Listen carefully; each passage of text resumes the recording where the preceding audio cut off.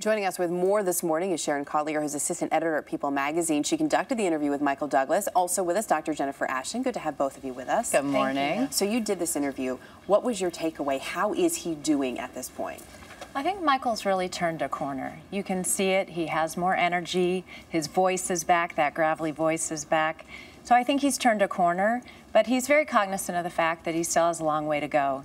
He's realistic, it sounds like. Right. About that this is a battle that lays ahead. So next month, Jen, he's actually going to know whether or not he's cancer-free. What are doctors going to be looking for? Well, first of all, it takes a while, Erica, after a tumor that's unable to be removed with surgery. So his apparently was too large to be removed with surgery. When it's treated with chemotherapy and radiation, those treatments obviously kill the cancer. They also do damage to the surrounding tissue and the anatomy. And so there's inflammation there, there's irritation. As those cancer cells die and shrink, that takes time. So that's why doctors need to actually wait. And then they need to go back, and they will be doing that routinely with a surveillance and follow-up to see not only how that actual tumor site is doing and shrinking and dying, but also so that microscopic tumor cells that may have not been detected originally don't spread and pop up other places. It is somewhat of a good sign, and obviously I know you're not his doctor, you're not treating him, but when we hear that he was never put on a feeding tube and he's actually back on solid foods,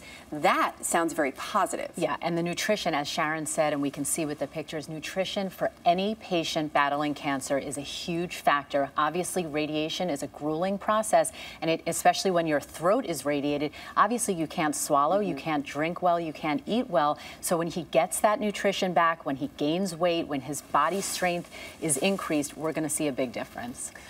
When we see these pictures of him, he does look so much better. You're talking about how he was. How is the family doing? I read he said, "Cancer has shown me what family is. It showed me a love I never knew existed." They look like a very happy, really connected family unit. Well, Michael has said ever since he married Catherine, he's grateful for the second chance, for building this family.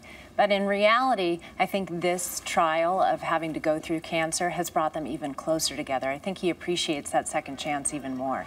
There was some, I'm not sure the correct word for it, but there were some things written about the fact that Catherine Zeta-Jones was away during some of his treatments, and there was some speculations. Was she there for him? Was she not there for him? Is there really even a question? Not at all. Michael wanted them to approach this as onward and upward, and Catherine followed his lead.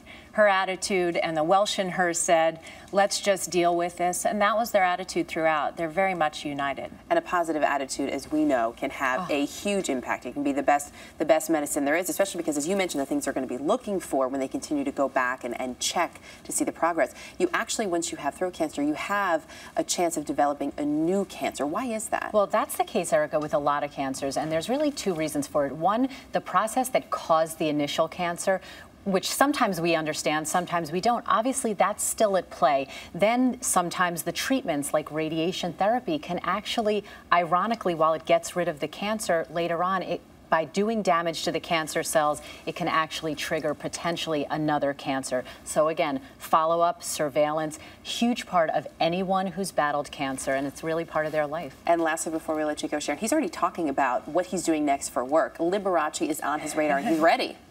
Absolutely. In fact, after the holidays, he's apparently going to be taking piano lessons and voice lessons, so we'll hear him sing, apparently. Everybody looking forward to see him getting back, and he does look so much better in those photos, so it's great to see. Thank you both for being with us this morning. Thank you.